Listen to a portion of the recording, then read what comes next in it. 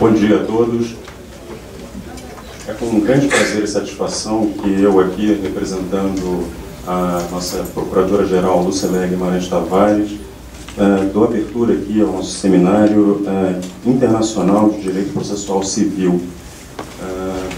Em nome dela e da Procuradoria-Geral do Estado, eu gostaria de registrar o nosso agradecimento aos procuradores, professores, nossos colegas de outras instituições, como o querido desembargador Alexandre Câmara e a nossa querida professora da Universidade de Coimbra, professora Maria José Capello, que doaram gentilmente o seu tempo e doarão aqui o seu conhecimento para engrandecer esse seminário e, mais uma vez, manter a Procuradoria-Geral do Estado aqui sempre atualizada e na vanguarda aqui dos nossos seminários de direito. Todos estamos aqui ávidos aí e um tanto quanto ansiosos pela breve entrada em vigor aí do nosso novo Código de Processo Civil, e temos aí então um momento ímpar para aprender junto aqui com os queridos professores que hoje estão aqui. Gostaria de registrar aqui também o meu agradecimento ao Centro de Estudos Jurídicos aqui na pessoa do nosso querido procurador Leonardo Mathieu, que, enfim, sempre apoia essas nossas atuações para a qualificação jurídica de nossos procuradores, servidores e do público em geral. E registrar também aqui, com grande gratidão, o esforço aqui do nosso colega Marco Antônio dos Santos Rodrigues, que, se não fosse ele, esse seminário certamente não estaria ocorrendo. Então é sempre um grande prazer contar tanto com a participação e presença aqui de um ilustre colega como Marco Antônio, e sempre o esforço dele para manter essa casa aqui atualizada, com todos os estudos e análises e exames relacionados ao direito processual civil. Bom, sem mais delongas, eu vou passar então aqui a palavra ao Dr. Marco Antônio, para que, enfim, faça aí uma breve apresentação aí como organizador e idealizador deste seminário, e gostaria então de desejar a todos um excelente seminário, que serão aí 2 dias certamente de muito brilho aí para o nosso estudo. Muito obrigado.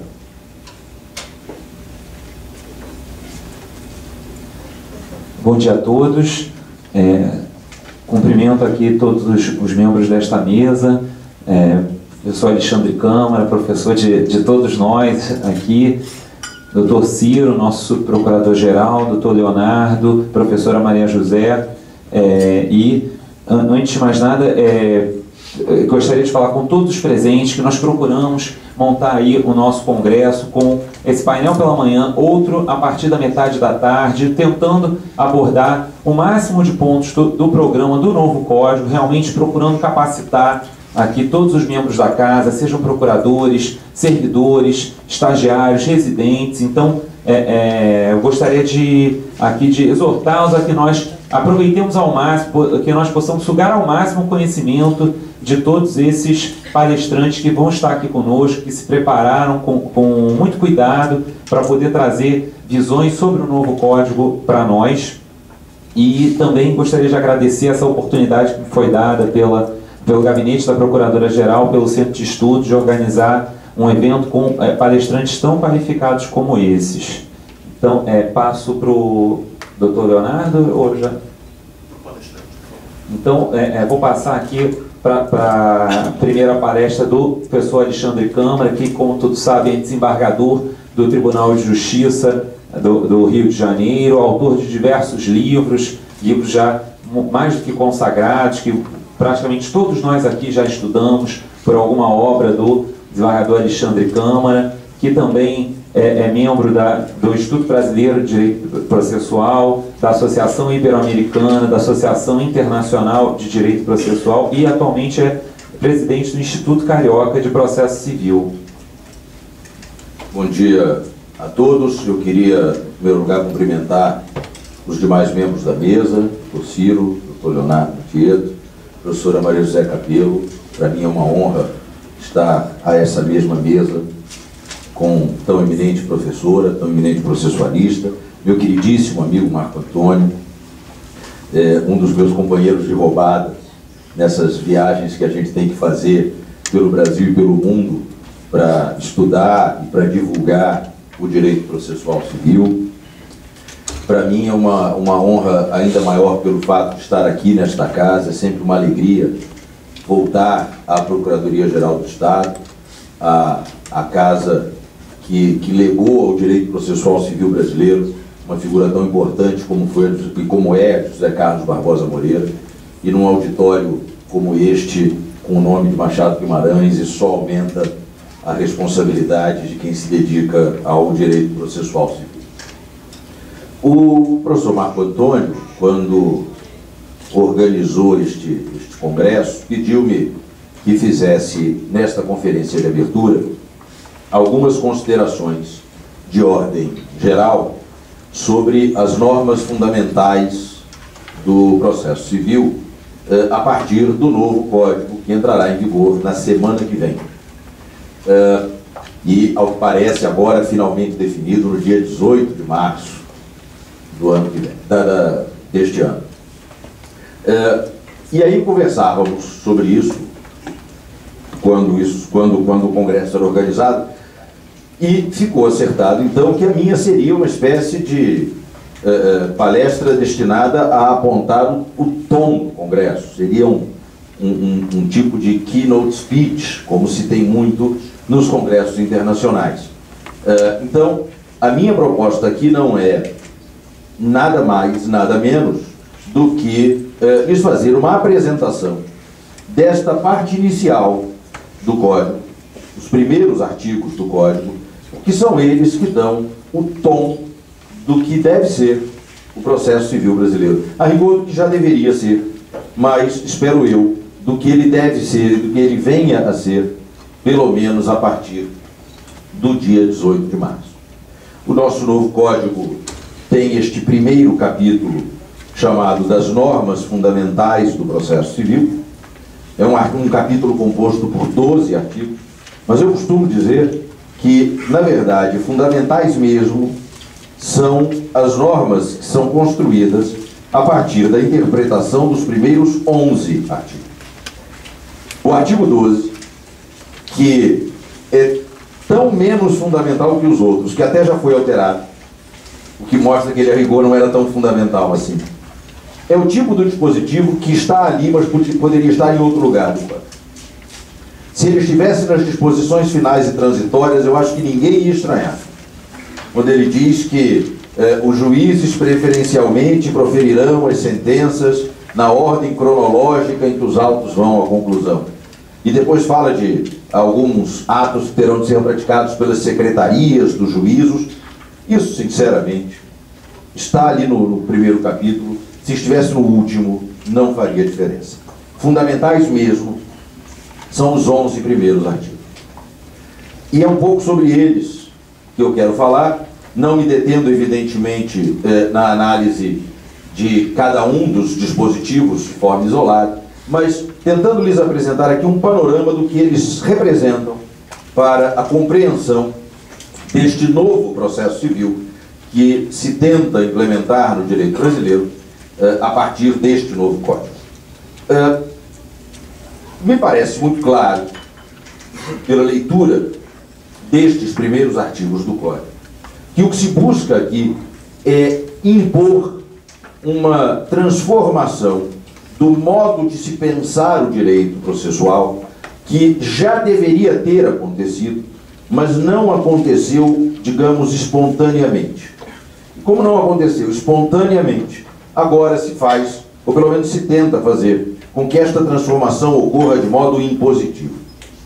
Refiro-me à necessária mudança do ponto de observação do processo civil. É que o código anterior, o de 1973, era um código em que o ponto de observação, o ponto onde se punha aquele que era chamado a lidar com o processo civil para observar o sistema, era o próprio código. Enquanto agora, o ponto a partir do qual se observa, o mirante do qual se observa todo o sistema processual, não é mais o código, é a Constituição. Isso, a rigor, já deveria ter sido uma transformação porque poderíamos ter passado a partir do momento em que se teve consciência do fenômeno da constitucionalização do direito, que no Brasil foi tardia. E foi tardia por razões que todos conhecem, mas que se ligam, entre outras coisas, ao fato de que nós só tivemos uma Constituição democrática a partir do final dos anos 1980, a partir de 1988. E a consciência desta necessária constitucionalização do direito só começa a se consolidar no Brasil ali pela década de 1990. Antes, nós pensávamos o direito a partir do Código. Pensávamos o direito processual civil a partir do Código de Processo Civil. Mas, com esta constitucionalização do direito, nós devemos, e pelo menos devíamos, ter passado a pensar o processo civil, a interpretar o processo civil, a aplicar o processo civil a partir da Constituição. Ainda mais se considerarmos que a Constituição de 1988 é uma Constituição rica de dispositivos destinados a tratar de temas do processo. Ali se fala em devido processo, em contraditório, em isonomia, em fundamentação das decisões judiciais, em juiz natural, na garantia da inafastabilidade do controle jurisdicional, enfim, há vários temas de processo que estão na Constituição do Brasil. Mas continuava em vigor, e ainda continua, se bem que moribundo, o Código de 73, que não foi um código pensado a partir da Constituição. Ele foi pensado a partir da ideia de que o processo civil se constrói nos códigos. A meu juízo, é absolutamente paradigmático o confronto, a comparação que se pode fazer entre o artigo 1º do Código de 73 e o artigo 1º do novo Código. Esta é uma comparação que, a meu sentir, é absolutamente emblemática. O artigo 1º do Código de 73 dizia, mais ou menos assim: a jurisdição civil, contenciosa e voluntária será exercida pelos juízes em todo o território nacional com base neste Código. Então percebam, a jurisdição é exercida pelos juízes com base no Código. E o artigo 1º do novo Código diz que o processo civil é interpretado e aplicado conforme os valores e as normas que estão na Constituição do Brasil. Percebam a diferença. Em vez de dizer que a jurisdição civil é exercida com base no Código, agora se diz que o processo civil é interpretado e aplicado a partir da Constituição. Observando-se o Código, claro, mas o Código é observado a partir da Constituição. Então, o que se busca fazer com estes primeiros artigos do Código é trazer para o Código algo que a rigor já estava na Constituição. Nós temos aqui, nestes primeiros artigos do Código, dispositivos que são mera cópia do que está na Constituição. Comparem, por exemplo, o que está no artigo 11 do Código com o artigo 93, inciso 9 da Constituição. Eles dizem rigorosamente a mesma coisa. Serão públicos todos os julgamentos e fundamentadas todas as decisões proferidas pelo Poder Judiciário sob pena de nulidade. Isso já está na Constituição. E agora foi simplesmente copiado o Código. Se compararem o artigo 3º do Código com o artigo 5º, inciso 35 da Constituição, verão que, se não é uma cópia, é uma paráfrase. A Constituição diz: a lei não excluirá da apreciação do Poder Judiciário lesão ou ameaça a direito. O artigo 3º do Código diz: não se excluirá da apreciação jurisdicional lesão ou ameaça a direito. É a mesma coisa, com outras palavras. Então, o que se fez foi pegar a Constituição e trazer para o Código. Alguém talvez pudesse questionar, mas precisava? Já está na Constituição. Será que isso não era suficiente? Será que isso não bastava? E a resposta que eu lhes dou, senhores, é não, não bastava. Nós realmente precisávamos trazer isto para o Código. E precisávamos por uma questão da cultura brasileira, da cultura jurídica brasileira. Brasileiro gosta de lei. Nós adoramos lei. No Brasil tem que ter lei para tudo. No Brasil tem lei professora Maria José Capello talvez se espante com isso, tem lei dizendo como é que o ciclista atravessa a rodovia. E para quem não sabe, não pode atravessar pedalando. Está na lei. O Código de Trânsito Brasileiro tem um dispositivo para dizer. No Brasil temos lei para tudo. Precisamos até de lei dizendo como é que se cumpre a Constituição. Porque brasileiro gosta de lei. Todos nós, em algum momento das nossas vidas, já passamos pela experiência de estarmos num lugar em que havia pessoas que não têm nenhuma formação jurídica, mas que suscitavam algum tema jurídico por uma conversa. No Brasil isso é a coisa mais fácil do mundo. Basta você abrir o jornal e o que não falta é tema jurídico por uma conversa. E aí, alguém te pergunta alguma coisa. Se você, jurista, que foi preparado para pensar a partir da Constituição, der uma resposta baseada na Constituição, provavelmente ouvirá da pessoa com quem converse que não tem formação jurídica a pergunta que vem imediatamente em seguida: e o que é que a lei diz sobre isso? Porque Constituição é, para a maioria das pessoas, algo muito distante. Constituição é algo de que se cogita quando se vê o Supremo Tribunal Federal decidindo alguma coisa, e normalmente se pensa que é algo que não diz respeito à vida mais próxima das pessoas. Então, fica todo mundo querendo saber o que é que a lei diz sobre isso ou sobre aquilo. Como há esta cultura da lei no Brasil, nós acabamos percebendo a necessidade de trazer para a lei o que a Constituição diz. Ou reproduzindo, como nesses exemplos que acabei de mencionar, ou esmiuçando, explicando melhor o que se tem na Constituição. Vejam, então, que muitas coisas que nós temos no direito brasileiro por força da Constituição, na prática não funcionam. E nunca funcionaram, na prática, simplesmente porque não havia previsão na lei. Bom exemplo disso é o que se tem com o princípio do contraditório. Ele está na Constituição.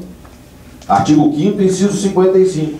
Aos litigantes em processo judicial ou administrativo e aos acusados em geral, são assegurados o contraditório e a ampla defesa com os meios e recursos a ela inerentes. Está lá desde 1988. Contraditório de verdade no processo civil brasileiro, sinceramente, nunca tivemos. Nunca tivemos. Tivemos um contraditório meramente formal. Meramente formal. O que se acreditava ser o contraditório na prática forense brasileira era um contraditório exclusivamente formal. Porque se considerava respeitado o princípio constitucional pelo simples fato de se dar às partes no processo oportunidade para falar. Então, vem a petição inicial, cite-se o réu, para que conteste. Vem a contestação, diga ao autor sobre a contestação. Alguém junta um documento, diga a parte contrária. Se alguém que não é nem autor nem réu pratica um ato no processo, como o perito que apresenta um laudo, digam as partes. E aí se dá às partes a oportunidade de falar. Mas será que a oportunidade de falar é suficiente para que se tenha por observado o princípio do contraditório? E eu lhes digo que não. Não, porque contraditório não é só o direito de falar. Contraditório é o direito de ser ouvido. E há uma larga diferença entre falar e ser ouvido. Todo mundo já passou por algum momento da vida em que falou e tinha mais absoluta certeza de que não estava a ser ouvido. Todos nós já passamos por isso. Só falar, só garantir que as partes falem, não é suficiente. É preciso ouvir o que elas têm a dizer. E isto não se fazia no Brasil. Tínhamos decisões surpresa, tínhamos e temos decisões surpresa. As partes falam lá o que elas quiserem, o juiz não olha para o que elas falaram e cria um fundamento que ele tira da algibeira ou da cartola. E talvez até a imagem da cartola seja melhor, porque o fundamento ali aparece mágica. como se o juiz tivesse mesmo um poder mágico capaz de permitir a ele fazer algumas maravilhas no processo. E não tem. Mas não é só a questão das decisões surpresa, é muito mais do que isso. O juiz não atender, não analisar todos os argumentos deduzidos pela parte. Sempre me pareceu capaz de produzir terríveis frustrações. Porque para você dizer a uma parte que ela saiu vencedora do processo, basta você acolher um fundamento dela. E se você não quiser acolher nenhum fundamento dela, mas quiser inventar um fundamento novo para julgar a favor dela, ela gosta também. E se você não quiser fundamentar e julgar a favor dela, ela também gosta. Ela até acha melhor porque vai ser mais rápido. Que para quem saiu vencedor, o importante é que ele saiu vencedor. Nada mais interessa. O problema não está no vencedor, está no vencido. Fundamenta-se a decisão muito mais para o vencido do que para o vencedor. Porque para o vencido ser legitimamente vencido, é preciso que todos os argumentos dele tenham sido rejeitados. Se ele tem 5 argumentos, ele só está legitimamente vencido se os 5 forem repelidos. E o que é que nós víamos no Brasil? O juiz rejeitava um e julgava contra ele. Ele se insurgia dizendo que havia uma omissão na decisão e que era preciso examinar os outros 4, e o juiz dizia que não estava obrigado a examinar os argumentos, todos que ele apresentou. Ele apelava e o tribunal dizia que era isso mesmo. Ele ia ao Superior Tribunal de Justiça para discutir os fundamentos que todos se recusaram a examinar, e o Superior Tribunal de Justiça dizia não poder examinar agora os argumentos por ele trazidos, porque não foram examinados no grau inferior. E me perdoem, mas isto é pura esquizofrenia. Isto é absolutamente esquizofrênico. Mas por que é que se aceitava isso? Porque se considerava que o contraditório podia ser meramente formal. Tem-se dado muita importância, e ela é merecida, ao artigo 10 do novo Código, que diz que nenhum juiz, em grau algum de jurisdição, pode decidir com base em fundamentos que não tenham sido previamente submetidos ao debate entre as partes, ainda que se trate de questão que ele esteja autorizado a conhecer de ofício, o que tem correspondência em conhecidos dispositivos de códigos europeus, o artigo 16 do Código da França, o artigo 3º do Código de Portugal, e há dispositivos similares na Alemanha, na Itália. Mas eu tenho dado pelo menos a mesma importância ao artigo 9º. Porque o artigo 9º do Código tem, a meu ver, uma importância simbólica. E a importância simbólica resulta do verbo utilizado no texto. Porque o artigo 9º diz que não se proferirá decisão contra uma das partes sem que ela tenha sido previamente ouvida. Percebam? A redação podia ser outra. A redação podia ser, por exemplo, que não se proferirá decisão contra uma das partes sem que antes se dê a ela a oportunidade de se manifestar. Aparentemente se estaria a dizer a mesma coisa.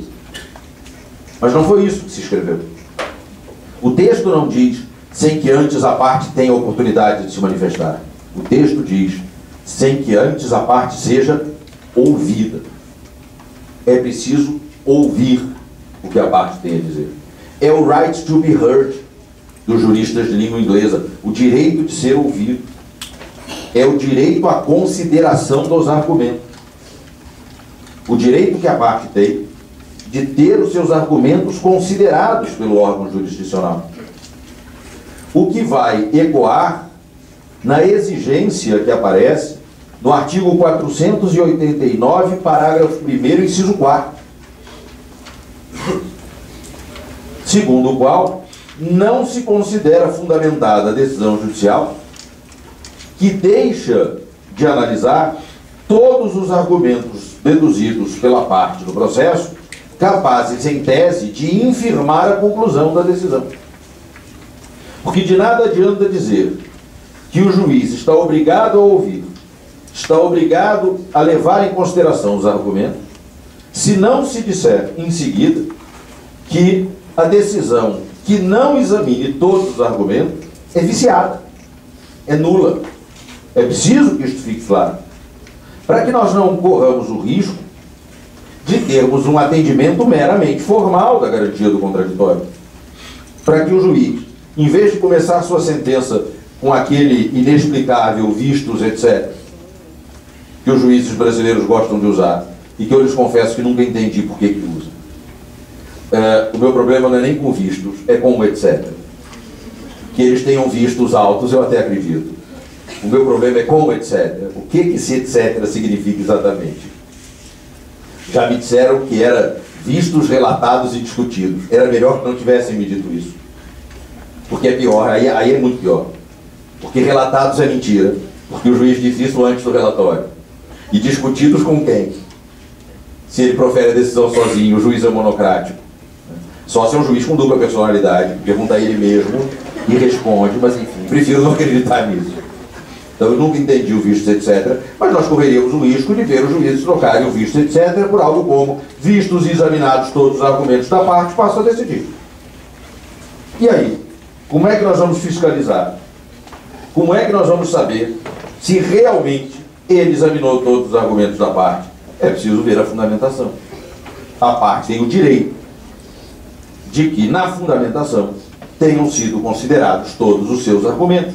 E isto nada mais é do que uma manifestação do princípio constitucional do contraditório. Precisava isso? Precisava o Código dizer isso? No mundo ideal, talvez não. No mundo real, no mundo das varas cíveis, das de família, dos tribunais de justiça, regionais e federais, sim, é preciso dizer. É preciso deixar claro que o contraditório que teremos é substancial e que, como resposta a este contraditório substancial, teremos decisões verdadeiramente fundamentadas. Há outros princípios constitucionais que se manifestam ali nos primeiros artigos do Código. Os senhores verão ali referências à exigência constitucional e não só constitucional, mas também convencional de duração razoável do processo. Isso aparece em algumas passagens, aparece no artigo 4º, aparece no artigo 6º, a exigência de duração razoável do processo. Eu sempre tenho um pouco de receio no Brasil com essa história de duração razoável do processo, porque aqui há quem acredite que processo com duração razoável é sinônimo de processo rápido, que é um equívoco. Um processo que é mais rápido do que deve ser é tão perigoso quanto um processo lento. Se nós invocarmos aqui aquela antiga afirmação de McCormick de que nós podemos comparar o judiciário a uma rodovia em que há terríveis problemas de tráfego, mas quando se faz uma reforma na rodovia e ela passa a ter boas condições de tráfego, isso gera um risco, o risco de que mais pessoas queiram trafegar por ela, e quanto mais pessoas trafeguem por ela, maiores os riscos de congestionamento. Mas se nós podemos adaptar essa imagem, então nós podemos considerar que nessa rodovia chamada judiciário, cada processo é um veículo. E assim como numa rodovia, veículos muito lentos são perigosos, veículos muito rápidos também são perigosos. E isso acontece com o processo. Não adianta nós queremos um processo rápido demais. Nós precisamos de um processo que tenha o tempo necessário para a observância de todas as garantias.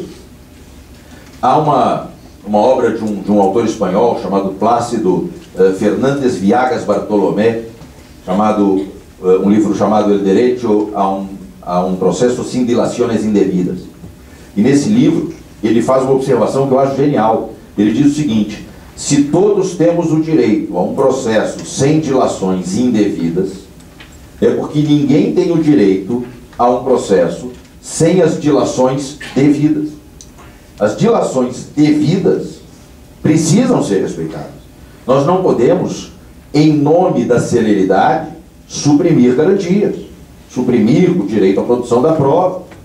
Eu já vi, e fiz questão de votar pela anulação, e meus colegas de tribunal me acompanharam, uma sentença em que o juiz tinha indeferido a produção de uma prova pericial, ao fundamento de que seria uma perícia muito demorada e que isto iria contra o princípio constitucional da duração razoável do processo, para, no mesmo ato, julgar contra a parte que queria produzir a prova, ao fundamento de que ela não se desincumbiu do seu ônus da prova.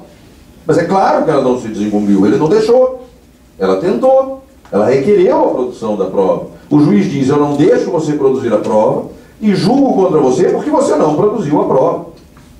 Isto viola boa-fé, isto viola contraditório, isto viola a duração razoável do processo, mas cá para nós, isto viola bom senso. Bastava bom senso para que o juiz percebesse que ele não pode negar à parte o direito de produzir a prova e depois julgar contra ela ao fundamento de que ela não produziu prova.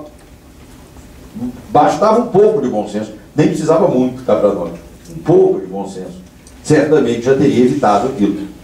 Então, nós temos ali no Código algumas referências, nestes primeiros artigos, a essa exigência de duração razoável do processo, mas temos ali também algumas disposições que não são mera reprodução do que está na Constituição, mas são corolários do que está na Constituição.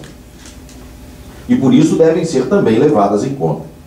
Eu não vou me alongar aqui em referências ao princípio da cooperação, porque sei que cooperação será o tema da professora Maria José Capelo, mas além da cooperação, nós temos ali, nos primeiros artigos do Código, alguns outros pontos que merecem destaque, porque são desdobramentos do que vem da Constituição.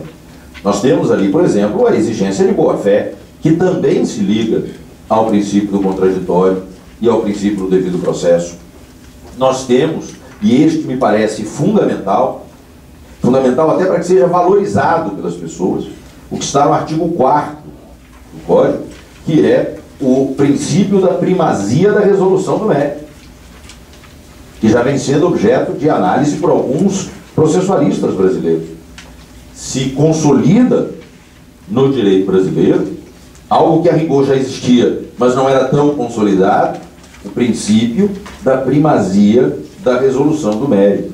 Porque vejam, dizer que o processo é um instrumento de realização do direito material, que é um mecanismo para resolver o conflito, para usar uma expressão de todos conhecida, é chover no molhado. É dizer o óbvio. Mas, apesar disso, nós sempre tivemos no Brasil uma cultura de supervalorização do processo, fazendo com que, muitas vezes, se acreditasse que o processo era mais importante do que o direito substancial, e não um mero método para resolver o conflito.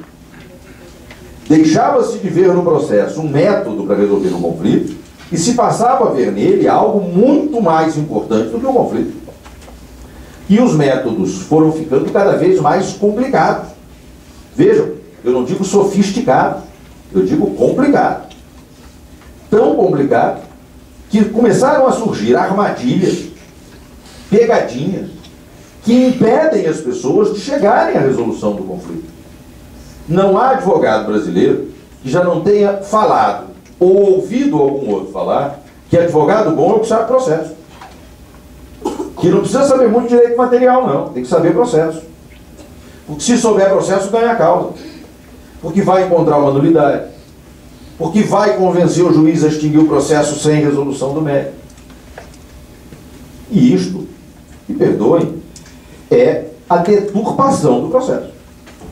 O processo não pode ser um mecanismo para impedir a resolução do conflito. Ele tem que ser um mecanismo para viabilizar a resolução do conflito. Eu gosto muito de comparar o trabalho do profissional do processo, seja ele juiz, advogado, ao trabalho do médico. O médico precisa ter métodos para combater as doenças que são levadas a ele pelos seus pacientes. E quanto mais a ciência médica se moderniza, mais sofisticados são esses métodos.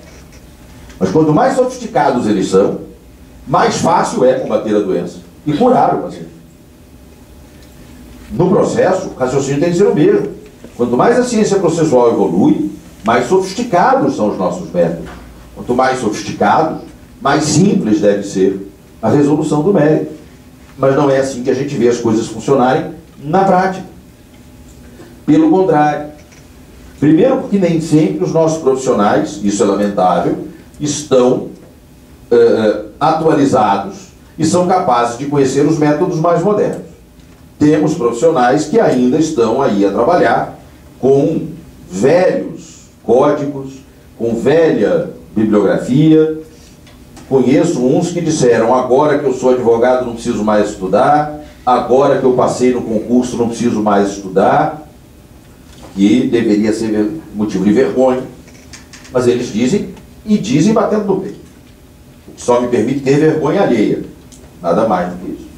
Mas nós vemos isso acontecer. Outro dia um colega do tribunal me dizia que recebeu lá uma petição de um negócio que ele nunca tinha visto. Foi pesquisar, era um incidente previsto no Código de 39, que o advogado suscitou. Um incidente previsto no Código de 1939. Aí ele disse que foi ver o número de inscrição do advogado na Ordem dos Advogados e era baixíssimo. Era um advogado muito antigo, que provavelmente está aí há mais de 40 anos, suscitando incidentes que não existem mais. E deve achar que é o maior advogado do planeta. Os outros é que não o entendem. O mundo está errado. É ele que anda na contramão, mas na cabeça dele são os outros que estão vindo na direção errada. Nós precisamos atualizar a ciência, nós precisamos nos modernizar, nós precisamos sofisticar os nossos métodos, mas isto deve levar a uma facilitação da produção do resultado. E na prática, muitas vezes, não é isso que se vê. Então nós vamos ao processo, e muitas vezes a sensação que eu tenho é que o profissional do processo atua como um médico imaginário que, diante do paciente, lhe dissesse: olha, nós temos dois modos de tentar curar a sua doença. Um é um modo muito sofisticado. Nós vamos fazer uma cirurgia, é uma cirurgia robótica, então o senhor vai receber uma anestesia local, um robô controlado por computador e com precisão absoluta vai fazer uma incisão, vai tirar o problema lá de dentro, o senhor vai receber um ponto e sairá do hospital 4 horas depois. É só o tempo de se recuperar da anestesia. Agora nós temos um outro jeito. Pode dar uma paulada na sua cabeça, te amarrar, pegar um facão de cozinha, te abrir de cima a baixo e tentar com a mão arrancar o que tem lá dentro. O que você prefere? Se fosse no direito, o risco que corríamos era do profissional do direito dizer que preferia o método antigo. Sem anestesia, sem asepsia. Porque não se atualiza. E nós precisamos nos atualizar. E nós precisamos perceber que métodos existem e só são bons quando viabilizam a produção do resultado. Imagine um cirurgião dizendo ao final do dia de trabalho, ao chegar em casa: hoje estou muito satisfeito, fiz 10 procedimentos cirúrgicos, todos extintos sem resolução do mérito, os pacientes morreram. Não. Se um morrer, ele chega em casa arrasado. Transfere isso para o direito. É capaz de ter gente chegando em casa e dizendo: hoje estou muito feliz, examinei 10 recursos e não conheci de nenhum deles, os reputei todos inadmissíveis. Não. É para chegar em casa triste, derrotado. Hoje chegaram para mim 10 recursos, todos tinham vícios. Abri oportunidade aos recorrentes para corrigir os vícios. Esses recursos serão julgados. Hoje chegaram para mim 10 petições iniciais, todas mal feitas. Apontei os defeitos e dei prazo para que as iniciais fossem emendadas. Porque o importante é a cura do paciente. O importante não pode ser sair por aí celebrando que é um processo a menos para julgar, que é um recurso a menos para apreciar. Pois é isto que diz o artigo 4º do Código. Ao estabelecer que as partes têm direito de obter em prazo razoável a solução integral do mérito. Percebam, elas têm o direito de obter a solução integral do mérito. Existe um direito ao exame do mérito, tanto das demandas que são ajuizadas, como dos recursos que são interpostos. Existe um direito ao julgamento do mérito. E só não se vai julgar o mérito quando houver algum vício que seja verdadeiramente intransponível. Se a parte interpuser o recurso fora do prazo, intempestivamente, a sentença já terá transitado em julgado, e aí não se pode mais julgar o recurso. Temos aí um obstáculo intransponível. Se a parte formula uma petição inicial em que não há pedido, o juiz determina a emenda para que ela formule pedido, e ela não formula, não há o que julgar. O juiz só pode julgar o pedido que a parte formulou. Se ela não formulou pedido nenhum, não há o que julgar. Mas se não é isso, nós precisamos viabilizar a resolução do mérito. Processo é mecanismo para resolver o mérito e não para impedir a sua solução. Mas como nós sabemos que a cultura brasileira não é esta, nunca foi, na elaboração do texto do Código, considerou-se que só dizer isto que está aí no artigo 4º não seria suficiente. E aí se espalharam pelo Código várias disposições destinadas a reforçar esta ideia.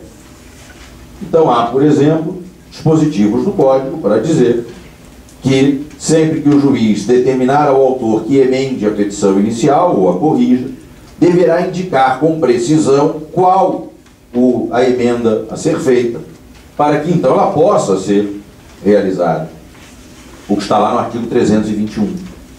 Como vamos também encontrar dispositivo para dizer que sempre que no tribunal o relator reputar existente alguma falha formal no recurso, deverá, antes de o declarar inadmissível, abrir prazo para que a parte sane o vício, inclusive com a juntada de documentação que se faça necessária. Está lá no parágrafo único do artigo 932.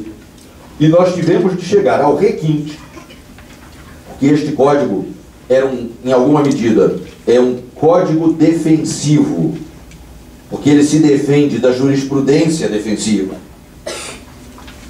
que foi esse nome que se criou no Brasil, para designar linhas de jurisprudência firme, estabelecidas nos tribunais, para encontrar vícios dos recursos e impedir seu julgamento. Eu sempre achei isso absurdo. Como é que pode o judiciário querer se defender dos processos? Mas isso é dito expressamente em várias decisões. Nós tivemos de chegar ao requinte de inserir um dispositivo no Código, é um parágrafo do artigo 1007, para dizer que erro no preenchimento de guia de custas não implica deserção do recurso. E precisou dizer isso por uma razão muito simples, porque há decisões do Superior Tribunal de Justiça no sentido de que se considera inadmissível o recurso quando na guia de recolhimento de custas não se tenha indicado o número do processo. E o que me causa mais espanto nesse entendimento é que na guia de recolhimento de custas não há um campo em que se peça a inserção do número do processo. Então, você pergunta, o advogado pergunta ao estagiário, preencheu a guia? Preenchi, sim, senhor. Todos os campos? Todos. Corretamente? Corretamente. Dê entrada no recurso. E o recurso não é admitido porque não foi preenchido o campo que não existe. Isso é surreal. Então, foi preciso colocar um dispositivo no código para dizer isso.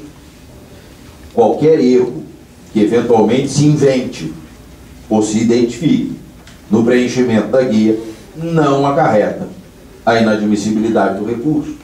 E se eventualmente deste erro resultar dúvida sobre se houve ou não o recolhimento dos valores necessários, então se dará prazo à parte para demonstrar que o recolhimento efetivamente foi feito.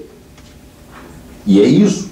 Precisamos viabilizar, mesmo quando há vícios, mesmo quando há dúvidas, viabilizar a resolução do mérito. Processo é mecanismo para resolver o conflito e não para impedir ou eternizar a sua resolução. Então, nós temos aqui, nestes primeiros artigos do Código, e já com isso me encaminho para a conclusão dessa exposição, não adianta tentar entender o restante do Código, senão a partir destes primeiros artigos. O que me leva então a dizer que não será possível entender o Código senão a partir da Constituição, o que está escrito expressamente no artigo 1º do Código.